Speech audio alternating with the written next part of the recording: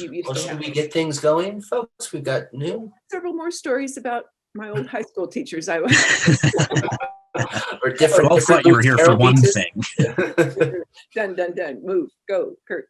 Okay, so she's handing the baton to me just briefly. I'm Kurt Guilliano, the Managing Director of the Center of the American West.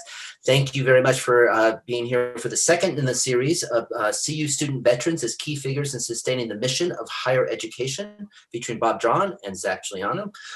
We are recording this webinar, so yep, everybody wave. We're recording this webinar and it will be available on our website sometime midweek next week. We are also live streaming it to our Facebook audience, so greetings Facebook audience out there. And I just want to highlight, if any of you in the Facebook world or anybody in the actual world, if you get a chance, please visit our website. Patty has a weekly blog that she puts out, Not My First Rodeo. This last one was quite entertaining, interesting take on Hollywood. So we do generate them every week. So if you have a chance, please go and visit there. And I wanted to let you know we have some upcoming events. We have an Historians Imagine series that we've started, and the second one of those is coming up on March 10th. In that series, they're basically a series of conversations between Yale historian Matt Jacobson and Patty Limerick with a particular groundbreaking historian talking about the role of creativity in their work. This coming Wednesday on the 10th at noon, B. Erin Cole will be here from the Minnesota Historical Society. She not only designs exhibits, she also does cartooning. So it'll be a quite engaging in conversation about innovation and how you communicate history to people. And then next Friday, a week from today, at this same time slot, we have the second in a series called What It Means to Disagree. More conversation and maybe more disagreement with Patty Limerick and the Center for Humanities and Arts Faculty Director, Jennifer Ho. It was a great turnout for the first one that we had, and it's bound to be another interesting conversation. Both Jennifer and Patty are quite dynamic. And then on April 15th, we have and this is pretty newly announced, but you can register for it now on our website. We have a new Bipartisanship and Friendship Happen event that will feature CU President Mark Kennedy in conversation with University of Massachusetts President Marty Meehan. They both served together in Congress. Kennedy is a Republican and Meehan is a Democrat, so they will explore a range of issues on which they agree and ones that they disagree, and we'll also talk about their history of friendship. So without further ado, I will hand it over to Patty and our vets. Enjoy the program, everybody. Thank you, Kurt, and thank you, Bob and Zach, for taking this on. I have been very fortunate to be involved with the Veteran Military Affairs Office on campus, and of all of the misfortunes of the pandemic, which are enormous, there are these other tracks. And because of the conditions of the pandemic and the university, I have had extraordinary opportunities to be in the Zoom world with our two visitors today. And at least 4 or 5 people who are on our attendees list have heard, we were estimating this morning, my friend Gloria I thought I had told Gloria 2 million stories about conversations with the two of you, but she is quite certain that it was 3 million stories that I have told about both of you. And I had a sense I was underestimating when I said 2 million. So this is a huge introducers mania opportunity for me to have you be people here and then also be recorded where I can keep introducing people to you. So Bob, I'll just say quickly, and then they'll say much more about themselves, but Bob is a freshman and he is a history major and he served in the Army, and we'll get, I think, smarter all around for them to be speaking about their experiences on that. And Zach is not a history major, and yet he wanted to be a historian when he was 8 years old. And so he goes back to those origins, and actually he really sounds like a historian conversation a good share of the time. He is an international relations major, and he's also quite knowledgeable and expert in the film world as well, and he was in the Army as well. So I am going to just start with how did that happen? How did you have the inclination to join the military service? And having the inclination is one thing, then you acted on it. So could you just walk us through your decision to join the military? Well, for me, and I can't speak for Bob, but for a lot of my military generation, a lot of us were at least partially, if not fully, influenced by 9/11. I was one of those fully influenced by 9/11 kids. I remember coming home that day. I'm from Long Island, New York, so we were relatively close to Manhattan when it happened. And I remember coming home that day, and I had like this. I had it in my head that I was going to be the guy to get Bin Laden one day, and I made a vow that I was going to get Bin Laden. And over the years, that sort of cooled, but I ended up enlisting right out of high school, which turned out to be a very intelligent decision for 18-year-old Zach to make, because I did not have the academic standing that I do now, I guess you could say, that would have allowed me to get into a decent university. But yeah, that's how it happened for me. That's great and very quotable. So you don't have to be quite that quotable about, but okay. So now we're back now we're over in Chicago, and decisions are getting made. Yeah. So my decision was less influenced by 9/11. I was probably about 3 years old when that happened. So I feel old now. Yeah. There's a slight differences, but I'm sure we'll have some agreements in other areas. But so that wasn't as huge of a thing for me, at least in my memory. My motivation was largely as a child driven by the fact that my uncle was also in the military, and he was also a member of Ranger Regiment where I was blessed enough to end up. So that was kind of the initial getting the wheels turning on that, and it kind of just stuck with me. And by the time I was in high school, there was no doubt in my mind that was the route I was going to go. I didn't even end up applying to any colleges because I was already working with the recruiter. There wasn't even a consideration of not going. It was just something I knew I had to do. And I wouldn't have been able to,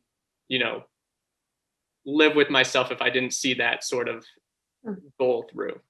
Interesting. So could you return in memory to arriving in the military and give us some sort of survey of what in that was what you expected, what was what you had never thought or foreseen would happen, and to what degree was what you had not foreseen, was that actually better than what you had expected? So that's a very complicated. I am an academic, as you'll notice, and I have just asked a rather tangled question, but what were you expecting and how did it turn out?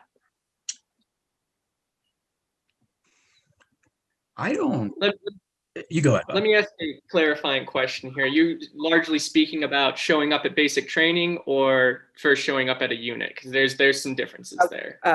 Why don't you help me with that too? I have no idea what I meant. Let's be very forthright about that. So maybe tell me what it was that I meant if I were asking the right question, and then that's what I will have meant.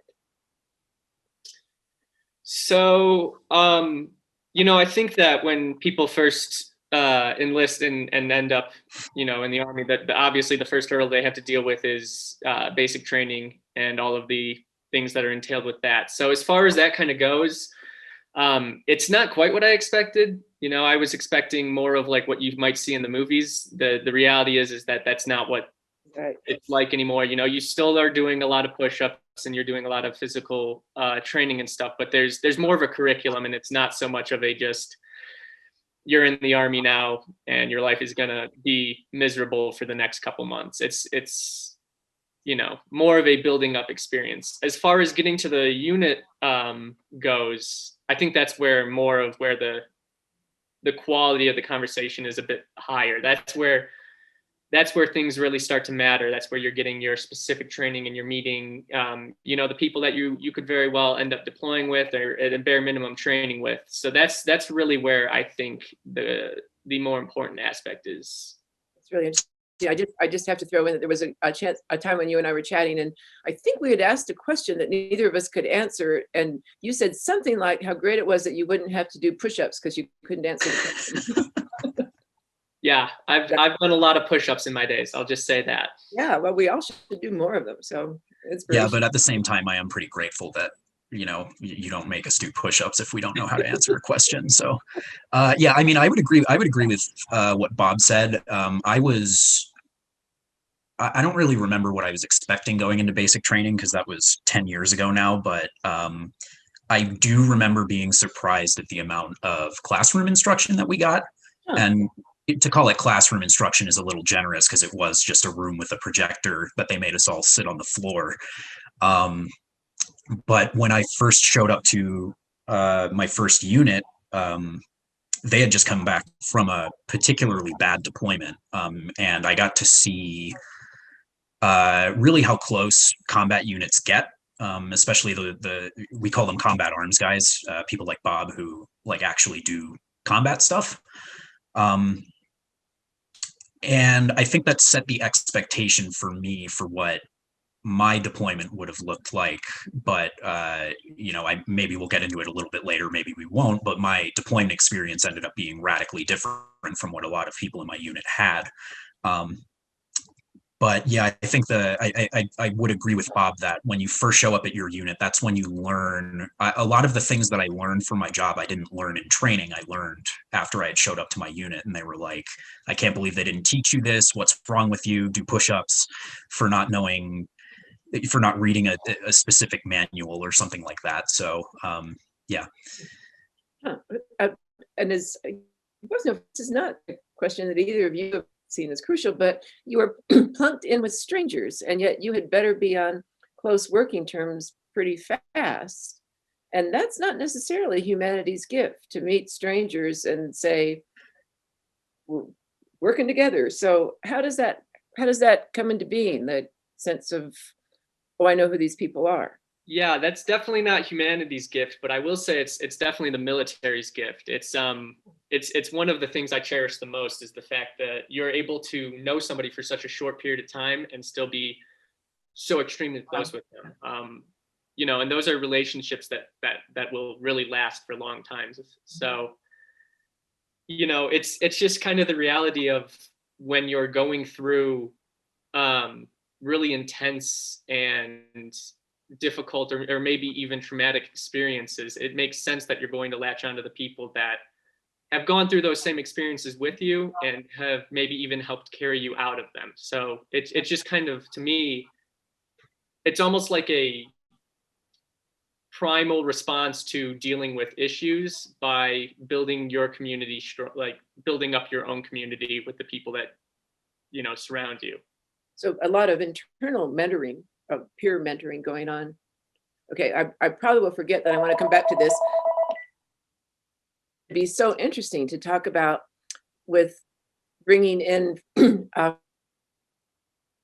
is anything comparable to have happen and how people get acquainted. And anyway, it just seems like I probably will forget. It'll be fine if I forget about it, but it just is really striking to me of how that internal peer mentoring was such a big part of it. So Zach, you want to take this up too? Yeah, we would regularly say things like you're only as strong as your weakest link. And I think that's why that peer mentoring was so hammered on, at least at like the squad level. And, at my job, it was a little bit more officey, but the same rule applied where it was, our intelligence shop was only as good as our dumbest person. I hate to say that, but, in the case of intelligence, you meet a lot of very unqualified individuals. But yeah, so there is this sort of very real pressure that, if things end up being a real world scenario, people's lives depend on the collective training, not just the individual training. So is it the pattern for deployment to seem like something that you want, or is that just that might happen? Or, what is that? This could be in the future, or it might not be in the future. And how is that presented to you? And is it something, well, okay, what are your aspirations? It's turning into a very long question again, sorry. So yeah, so talk about that. How is deployment on the horizon for you? I would say it's the goal. And I think, Bob being in Ranger Regiment, that was definitely the goal for a lot of those guys. But yeah, I mean, they had told us when I joined in 2011, they had told us that it was a certainty that we were going to deploy. The civil war in Syria actually kicked off right around 10 years ago now. And I remember my drill sergeants stormed in. It was like 11 p.m. They woke us up and they're like, "You're all going to Syria." You know, they were messing with us, but they were like, "You're going to Syria. As soon as you graduate, you better be ready to go to war," and all sorts of other stuff. And uh, we were all really hyped up about that. We all had joined the army because, I mean, it'd be like, graduating from college and not getting to use your degree, a similar sort of like career disappointment almost. Yeah. I think that was a really great comparison there. It's when you join the military, it's not just like that could happen for especially people in combat arms or in combat adjacent arms. That's more than just like the goal. That's like your sole purpose of existing within that field. Nobody wants to do all of the really miserable training in the rain and the mud and the heat. Right. Yeah. Just so that they can get out with nothing really to show for that. So yeah, I mean that for especially the people in the combat arms and especially people in the special operations community, that is their sole the reason for existing. That's all that they want to do. They just want to be able to go overseas and do the things that they have been training to do for so long, so that they can make a difference with their experiences. And there is sort of a pressure. It's because I have met a handful of people who joined and they were pretty clear that they didn't want to deploy. They would if they had to, but that was not the reason they joined. Quite a few people I know joined for college debt forgiveness or the GI Bill, all sorts of great benefits. So for some people, deployment is not the be all end all, but for those people, they find themselves sort of ostracized from the group. I certainly remember thinking of some people who had like shirked their way out of a deployment as being like a lesser soldier. And a lot of people felt that way for sure. Yeah.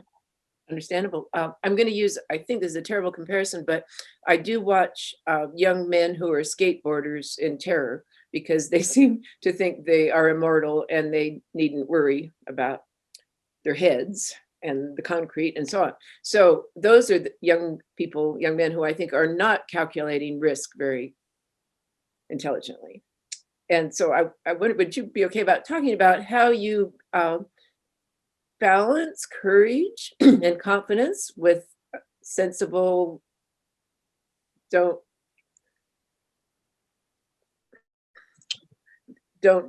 be Sure. lost to us. Okay, yeah, please. I think that the reality is there's not some sort of simplistic answer where it's like, oh, everybody's got to love each other. It's all about reps, just training. That's really the reality. Is you just keep doing your job and you keep demanding better of yourself and you keep demanding improvements in all of the aspects, and you just get to a point where eventually you feel confident in your own abilities, you feel confident in the abilities of your friends next to you. It's just that simple. It's just all about really interesting. repetition. Yeah, and I mean there definitely is. You would not have liked me, Patty, at 21 years old, because I definitely was that type of I'm invincible, indestructible kind of person. But yeah, I mean it really is all about training. I remember, I feel like I'm going to get in trouble saying this. I feel like one of my sergeants is going to show up. But I remember after I had come back from. You want to say it, so don't say it. If oh no! It's nothing. It's nothing terrible. But I remember after I had come back from my deployment, I was promoted to sergeant, so I had responsibilities that I did not have before my deployment. But one of those things was weekly training sessions for soldiers going to air assault school. I was stationed at Fort Campbell with the 101st Airborne, and it's like a whole deal in the 101st Airborne to go to air assault school. And I remember I could run circles around people on the obstacle course. There's this big tower called the Jacob's Ladder where the rungs get further apart the higher you get up. And I remember multiple times just sitting at the top of the Jacob's ladder on a Wednesday morning, looking down at people struggling to climb up, and just glee, unbridled glee that I could, I could do this with my eyes closed, and they were too afraid to do it. So there is a degree of recklessness that goes into a lot of the training too, at least for the younger guys. That that probably gets tempered as you get older, but I don't know about that. Okay, so and here I do know that there's reasons to be self-monitoring on what you say and don't say, but could you tell us a bit about your deployments, but only tell us what you should tell us? Or not. That's another option, is or not. Yeah, I mean, I can talk briefly on that. Yeah, there's a lot of things that I'm obviously not allowed to say, so I'll keep this a little vague. But I've done 2 deployments, one to Afghanistan, which is my understanding that's where Zach also went, and then I did a second one to Syria the year after. So my responsibilities were obviously, there was some combat raid aspects, and there was also a lot of training and working with the local forces was a huge aspect, and it's obviously that's an increasing demand as the war is changing. So that's a large part of what my deployments looked like, with a lot of exercise and a lot of playing video games as well. So pretty standard. Great, thank you. Yeah, and on the other side of that, I was doing desk work. But like Bob said, I deployed to Afghanistan. I was there for 9 months, and I was kind of my primary job, I was an intelligence analyst, but what they had deployed me for was to help train we called them the partner force, just a bunch of Afghan officers. And I got to do a little bit of, I wouldn't even call it James Bond stuff because it's so wildly off the mark. I wrote a bunch of reports, really. But like Bob, there was a lot of off time. I went on a run around the airfield every morning. That was like a 3-mile run. There was just a lot of killing time. We had a big pit where we would burn all of our garbage, and for some reason that was the place we would meet up to smoke cigars. So yeah. Well, there's a custom. We don't do that at CU. Have we got that through? We don't gather to. Well, I was wondering where the burn pit was. But. Yeah, right. Or maybe you all do gather. Maybe the students are gathering. Although I would smell it because I live on the hill and I would smell the cigar smoke. So I think I would know that was happening. Sorry, I'm so taking us off the trail here with that topic. I'm wondering if we could just take a couple minutes because I do want to get right back into the experience. But I did give you both books about Western American armies, deployments of military army in the 19th century. And I just thought that would be so interesting to see how, when you read the stories of that situation, and I think, Zach, I'm going to ask you to tell the story about, because this is really where this whole problem came upon you, that I would give you these books and ask you to read them. When I was telling you about the episode when the Wilkes expedition in 1841, military expedition, had gone to the Pacific coast, and some of the group had gone on a terrestrial exploration, and then they came back and they were camped with some Nisqually Indians. So I was telling you that story. So if you wouldn't mind just going on to what happens next in that story and what that led you to say. Yes. So the Nisqually Indians and this party of, I guess you could call them explorers, they were together, and the explorers were doing some form of calisthenics the next morning, and the Nisqually Indians tried to get in on it, and apparently it was really funny to watch these Nisqually trying to do these exercises. And what I said was, oh, the internet is littered with videos of American soldiers trying to teach Iraqis or Afghans how to do jumping jacks and things that are very simple to us. But then you're watching these Iraqis and these Afghans who have never done a jumping jack just completely struggle. And it's only, I think, become more common, like a more common experience as the military has shifted those deployments to advisory rather than purely combat status.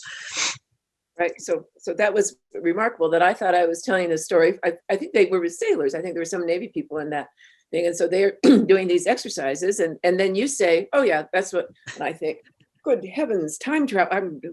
What year is it? What's going on here? And then also with interpreters, working with interpreters, we find that to be a very comparable experience. So you were given those books.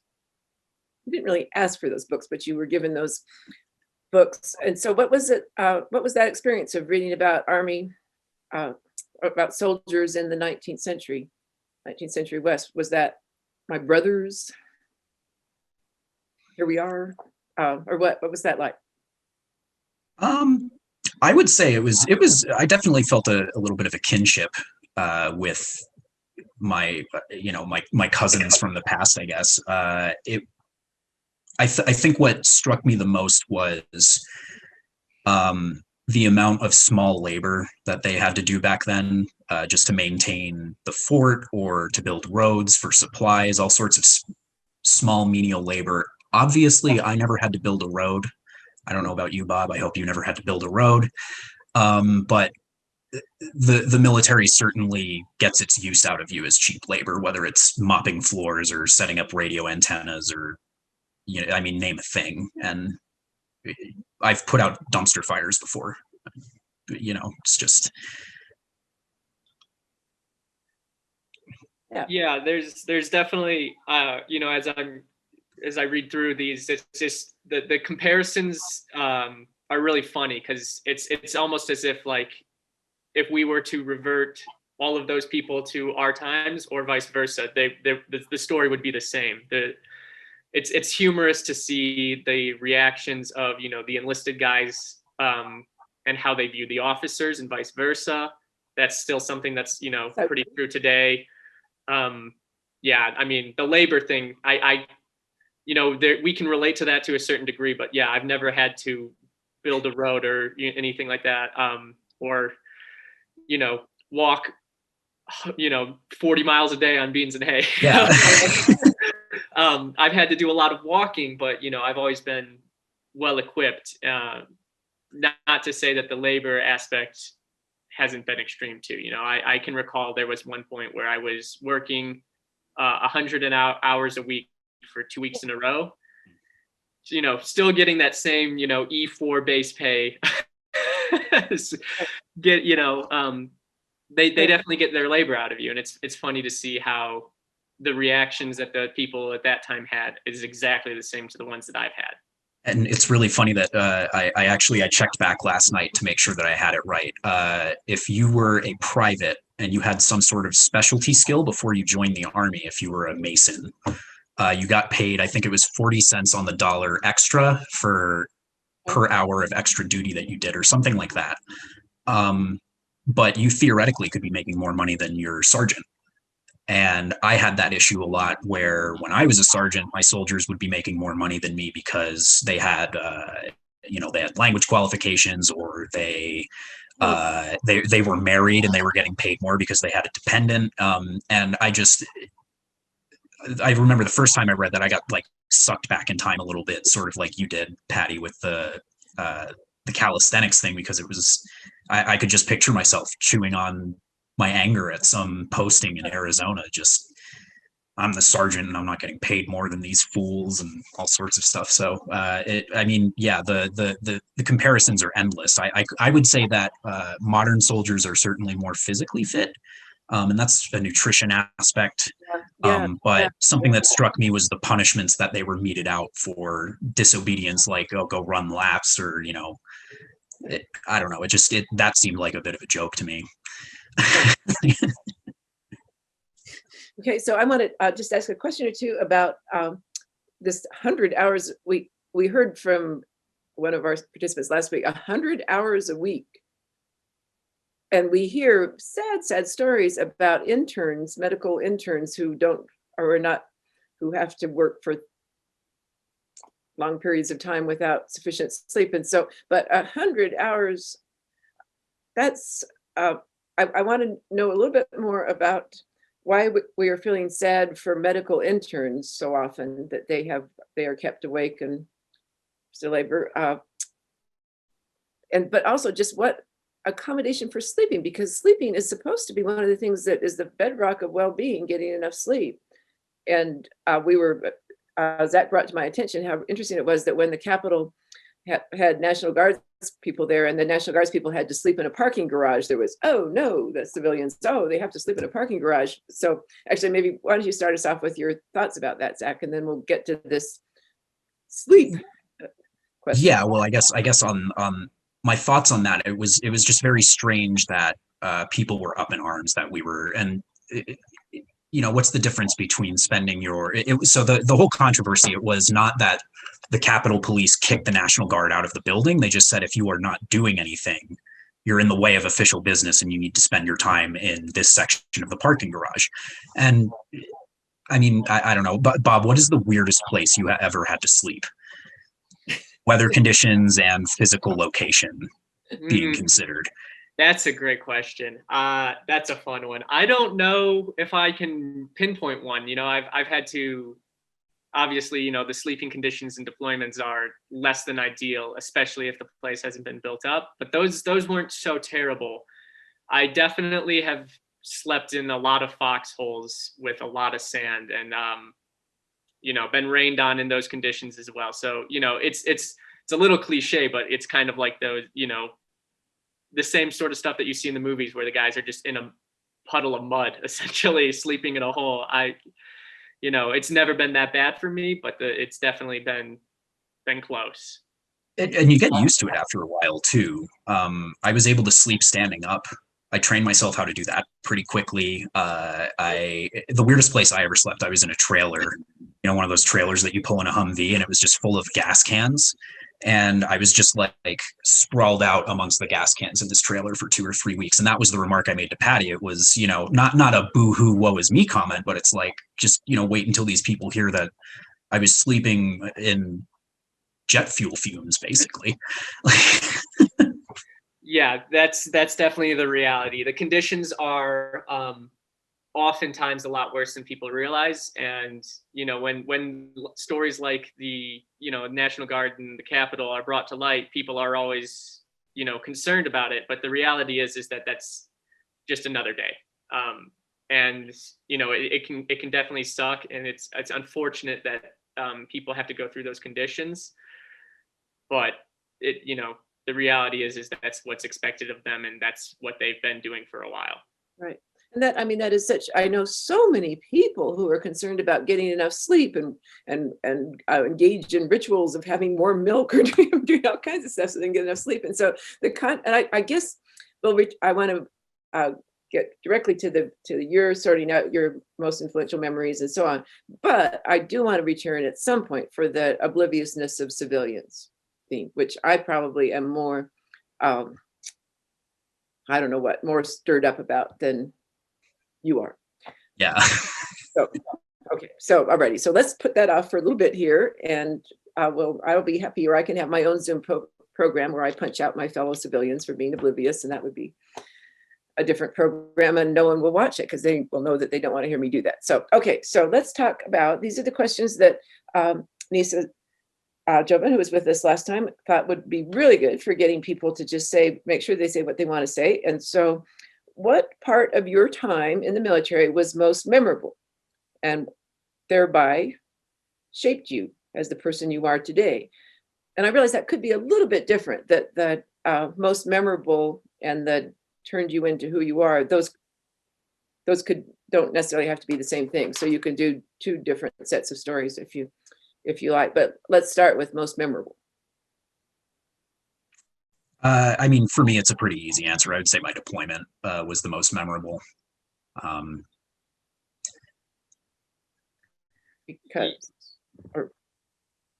guess because what is it? I mean, I guess I have my guesses, but yeah, it's just I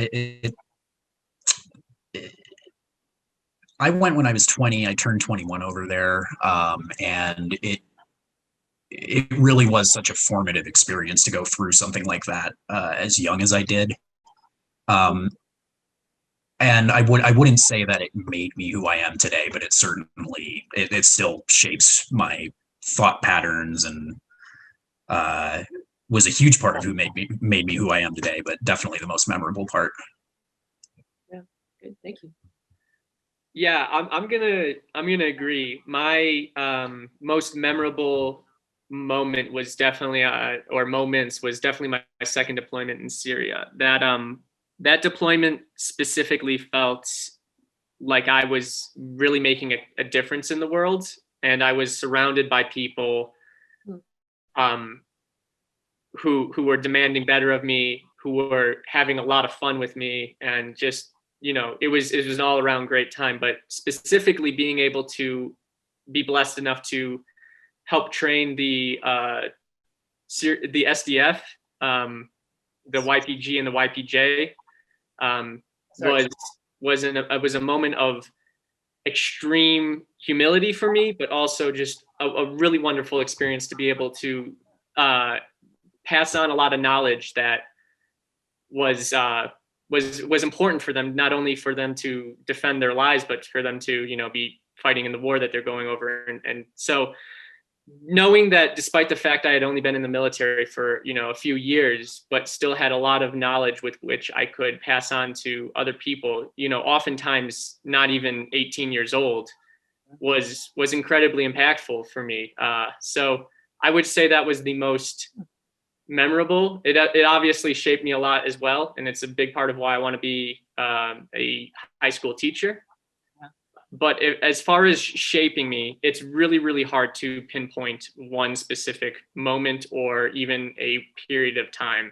The entire experience within the military for me was one that constantly was reshaping who I was. I was, changing constantly. My values changed, my opinions changed, my temperament changed. Everything about me was drastically different, for largely the better. And that's in thanks to the friends that I had, the mentors that I had, and the experiences. So we have spoken and written together about nationalism and patriotism, and how your experience aligned you in different ways with those two terms. And and both of you have, I think they would save your nation if more people knew what you knew. So you don't have to answer the question by saving the nation. You can skip the part where you save the nation, but if you or not, or go ahead and say the nation, because you've done some of that. So, but if you would just reflect on those two terms over the course of your service, the patriotism and nationalism. I think for me, and I've been doing a lot of reflecting on this over the last few years. When I joined the military, I think I would feel, not like I feel comfortable admitting it, but like I would feel comfortable describing myself at that age as either like a proto-nationalist or just a full-blown nationalist, because I think a lot of people confuse the two terms, and there is a pretty thin line between patriotism and nationalism. But certainly for me, that cooled very quickly. I think I was ready to get out of the Army 3 weeks after I showed up to my unit. The first time I ever really thought, like, maybe this isn't a career for me. Maybe I don't want to do this for 20 years. And from there, my sort of blind loyalty to the United States, it changed, just like what Bob said, where my temperament and my opinions changed. It went from one of blind loyalty to more critical thinking, really just questioning the motives and the why of everything. Yeah, absolutely would agree. That experience was the same for me. And obviously, in the work that we, the article that we wrote, that's a lot of what I said as well. That's been my experience with meeting other veterans and the people I've been, able to serve with. That's most of how they feel. Most people join at a young age with some really, more leaning nationalistic ideals of America's number one. We got to be tough overseas. A lot of the same, rhetoric that we're seeing today is largely held by the people who first joined. But if you stick around long enough, you're going to find some things, some policies that you disagree with, some actions that you think might not be the best course. and no shortage of other things along those lines. And I think after a while, it is very likely that people are going to start becoming critically in the best of ways and start demanding better, not only of themselves, but of their nation as well. And unfortunately, a lot of people get out, and that is not the take they have. A lot of people leave very bitter and angry. But I think that it can really, the experiences can really shape you into a better human being and a better American for that. So, I think that that's a pretty consistent path that people go down. Yeah, and I think I know a lot of people who have served. I remember, I know we don't want to touch too heavily on what happened during the Capitol Hill riots, but I remember there was a man being interviewed, and he was a veteran. And I think he summed up what I believe patriotism to be, which is not blind loyalty to a person in office or a government, but and I wouldn't even say blind loyalty to the Constitution itself, but just the idea that if we are a nation that guarantees people the right, for example, to protest or to freely express their opinion, as a patriot, you have to be okay with dissenting views, but you also have to be okay with people who might give an opposite view. So I think really the biggest difference between a nationalist and a patriot is that a patriot is much more willing to question their country, and like what Bob was saying about demanding better, they want the country to be better. They don't want it to just, they don't want the status quo. If the status quo hurts people, driving for change that's needed, things like that. Whereas nationalism tends to be a little bit more stagnant, a little bit more, tough overseas and that sort of thing. So be kind as you answer this next question, but many civilians, to the degree that they think, oh, there are people serving abroad from time to time, do have a little phrase that they turn to, and they feel good about themselves, I think, as well they might, I suppose, when they say it. And so could you reflect with kindness on the phrase, which I shall now, no, I won't do it because I actually don't think I do it comfortably anymore, but should someone who is not I say to you, thank you for your service? Yeah, I don't know how this is still something that sticks around, I guess, just because exactly what you described, but I don't know a single service member that enjoys hearing that. It's and it comes from a place of real, compassion most of the time. But it's a little bit overplayed, and it's just not getting to. It just, I don't know. I don't feel like I needed thanks for any of the work that I did. I was happy to do the vast majority of it, and I was willing to do all of it. So I don't think I need thanks for my work any more than anybody else does in any other field. Yeah, it's for me personally, I don't like being, I always got uncomfortable being thanked, even before I had deployed, but after I had come back from my deployment, it was it felt mocking in some ways, because for my deployment experience was not very great. And I think a lot of people, if they had known what I had done or seen, they would not thank me. They'd be horrified, and rightfully so. But it definitely has become a joke within military circles to, like when I was a sergeant, I would tell one of my soldiers or a group of them that they had to do some stupid, go pick up cigarette butts in the parking lot, or go do this, go maintain this vehicle in the snow. And whenever they gave me that look, this little puppy dog look that like a child would give you if you tell them to go do their chores, but they don't want to, they give me this puppy dog look, and I'd always be like, hey, thanks for your service. Now go. And it'd be like thanking you, Patty, if every time you mentioned you were a historian, if people fell over themselves to thank you for being a historian.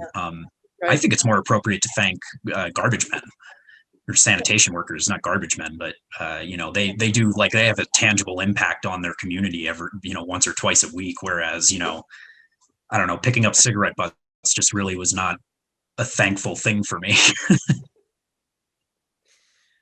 Okay, so that was quite a great one. Do you have anything that, maybe we can get back to people on this, because I don't actually have it. What would be a thing to say that wouldn't be so, I mean, it is funny. It is a funny thing to say, but I just can't quite get to what would be the better thing. And we can share with people that both of you and I have stumbled around my trying to say, you have just had experiences that I know nothing, that I have, I don't know anything about those experiences. I'm so insulated from things, and you often are not, you don't jump on that to say, well, yeah, Patty, you really don't know much, do you? I mean, you have not yet done that. And you're quite modest about saying we have had different experiences. I don't know, just so what is a person to do who has never done anything remotely like what you've done? That's a hard question. It's really hard. I don't know why. I think I think it would be a good idea to treat it almost like if you were talking to somebody about what school they went to. Where did you go? Yeah. What was your job? Things like that. Things that are a little bit more conversational than just thank you. It doesn't really leave room for appropriate gratification on the side of people who actually mean it. But it also doesn't leave a lot of room for the veteran other than to say you're welcome, which is weird, or thank you back, which is also weird. There's just no good answer to it. But yeah. Right. A pleasure to serve you. It seems like, well, yeah, I heard a few people, they would jokingly waiter... say, thank you for paying your taxes in response. Okay, so we do have I guess I want just a short line of thought here about what it is like to be older, but also with much more character testing prior experience than the greatest percentage of the students who come as freshmen. Not to say that the people coming as freshmen have just had a walk in the park and had nothing but indulgence, often not the least bit that, but what is it like to be in the company of people who have just not been anywhere near the kind of, okay, what is that like? And of course, Bob has arrived at CU just in time for everything going remote.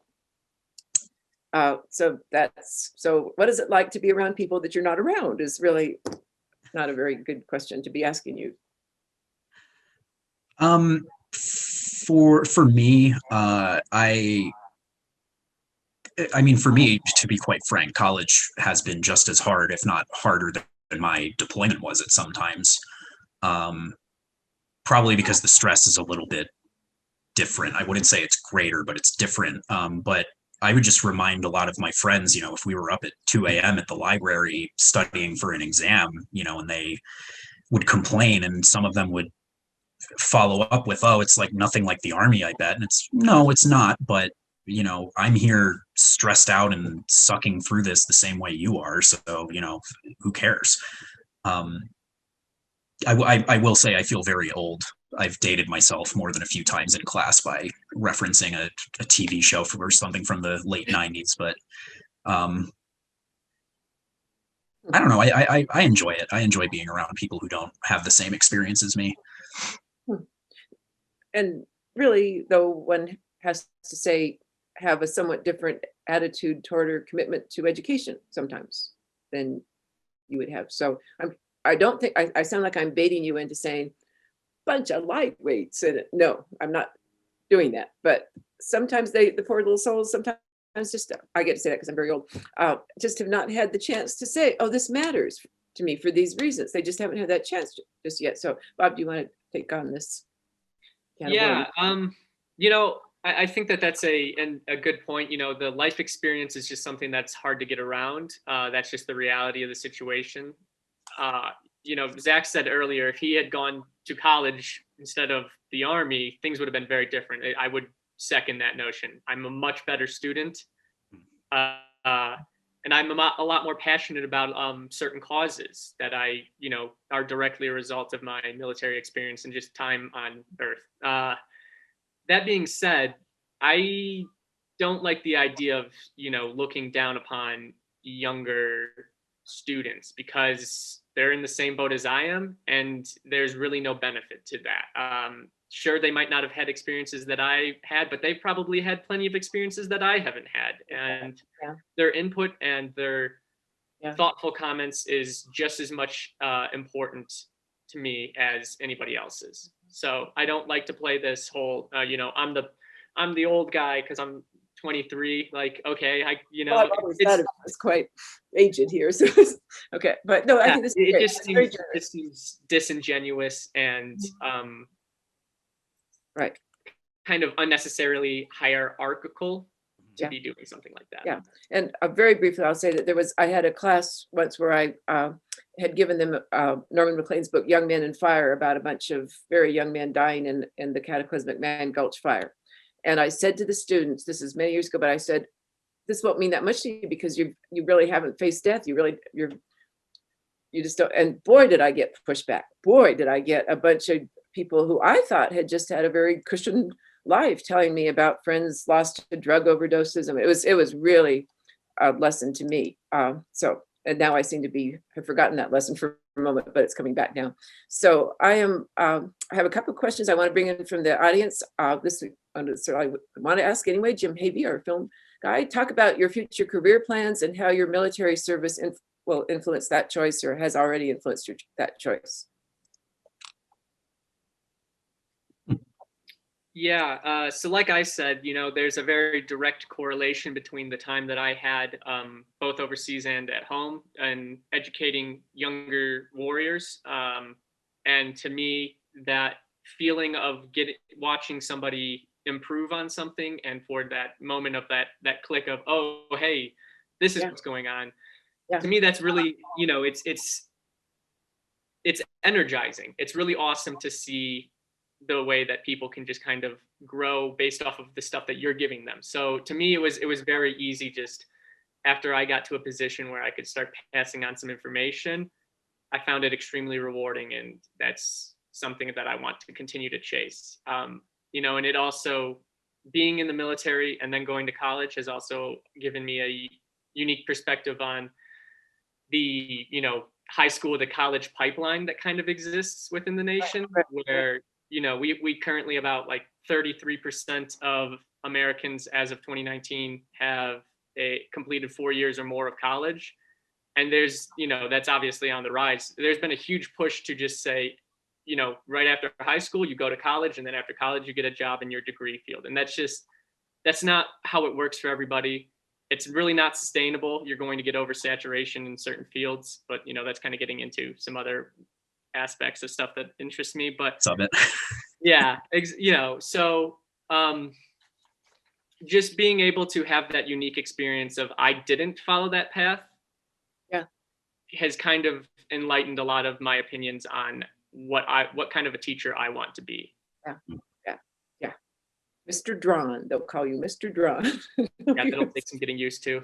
Right, that'll be well. I could start practicing. Maybe I'll start doing that now just to see. No, okay, maybe I won't. Mr. Guiliano, what about you? See, that's not working at all. So yeah, that's my father. Okay, yeah, I think sort of similarly. I like switch. I pivot between wanting to be a filmmaker someday versus lately I've been looking into working for public land management, natural resource management, things like that. So like the National Forest Service is sort of what I'm looking at right now. And a big degree of it is the wildfire season that we had here in Colorado last year. For those of you who don't know, the 3 biggest fires in state history all happened last summer.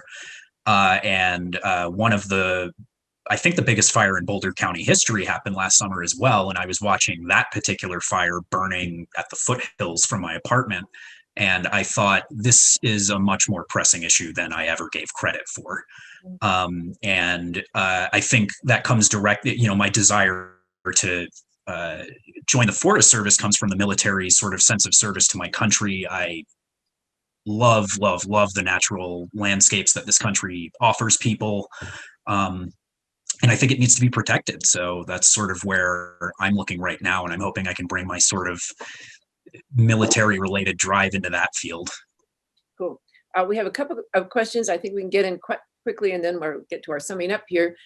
One person has remarked that at his or her church, older veterans attend very much appreciate hearing "thank you for your service."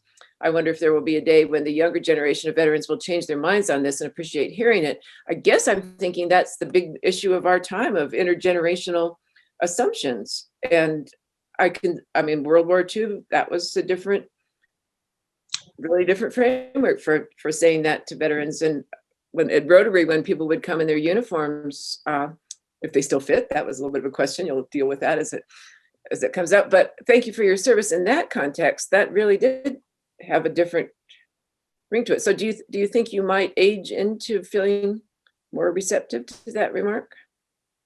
I hope I don't age into that. That's just me personally, but I would speculate that the older veterans, a lot of them are Vietnam era folks. Yeah. And that's sort of, I think, a lot of people assume that's where the "thank you for your service" shift happened. It went from the Vietnam era, where veterans were unjustly being treated like trash. So I would imagine that the Vietnam vets, they like to hear that because it is the opposite of how they were treated. And obviously, I wouldn't advocate going back to the Vietnam era at all.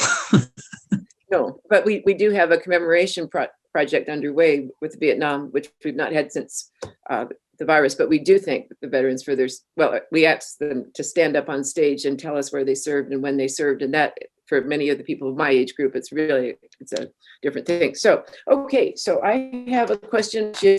Again, Nisa wrote this, or fellow veteran. Has there ever been a time that you were truly challenged to your core and began to question if you were going to get through the situation? Yeah, I've got one. If you want thinking there, Zach. Sure. So this is a pretty personal one for me. So, and it'll require a little backstory. Within Ranger Regiment, there's some certain aspects that you have to meet, some certain schools that you need to go to in order to progress both in your rank and in your career. Due to the length of my enlistment being slightly shorter than some of my friends, I was unable to meet those requirements. I was unable to be given the opportunity to go to those schools and things of that nature. And as a result, I was essentially kind of treated as a second-class soldier for the majority of my military experience. That was obviously very trying because, for no fault of my own, there was not a whole lot I could do. I was told I couldn't go, and that was kind of the end of it. I could keep improving myself, but I wasn't going to receive increases in rank or pay for the rest of my career. So that was obviously unless I was willing to enlist, which at that time I had decided I wanted to go be a teacher. So, that was definitely a time in my life that was really dark for me because I felt like I had kind of reached the end of the road. But in hindsight, obviously that doesn't bug me as much. That kind of gets back to that question of shaping who I am today. And now that I've kind of put a close to that story, that chapter of my life, I'm extremely thankful that situation was as trying as it was, because it has shaped me into somebody who is able to rise up to that adversity and to kind of accept that some things are outside of our control. Wow. Yeah, I guess a similar dark personal place for me. After I had come back from my deployment, I was a pretty heavy drinker, I guess you could say. And I struggled with I'm still working through mental health issues. A lot of them are lifelong sort of processes. But the 6 or 7 months after I came back from deployment, I think there were times where I legitimately did not think I would make it through the year. But I cleaned my act up. I stopped drinking. I got through all of it. And, just like Bob, it showed me a lot of who I am as a person. And it shaped me in the sense that, once you hit a rock bottom like that, at least for me, I know if I ever hit rock bottom again, I can just get back up. Yeah. Good heavens. Okay. So this has been our program, Memories of Service, Visions for the Future, CU student veterans as key figures in sustaining the mission of higher education and in sustaining the hope and faith of the interviewer, who is so privileged to be. We have Stu Elliott from Veteran Military Affairs on the attendees now, and he has very kindly appointed me the campus partner for academic affairs for the Veteran Military Affairs thing. So thank you, Stu. And we also have Christine as well from that organization. This does refer with the statement describing this event. The focus of these events will be on the stories and reflections of young people who are unmistakably wise beyond their years, and also students with intense curiosity and compelling ambitions for the future. So I have written some things that turned out to be true, and this is my highest moment of achievement in writing something that actually turned out to be 100% accurate. So this is where I express my regret that we can't do a standing ovation, because if I do a standing ovation on Zoom, it is just going to be well, you'll see more of this beautiful shirt. That's not sufficient. So as soon as we get into in-person contact again, we'll be on it for the standing ovation. So thank you so much. Thank you for everything that you. For having us, and thanks everybody for attending too. Absolutely.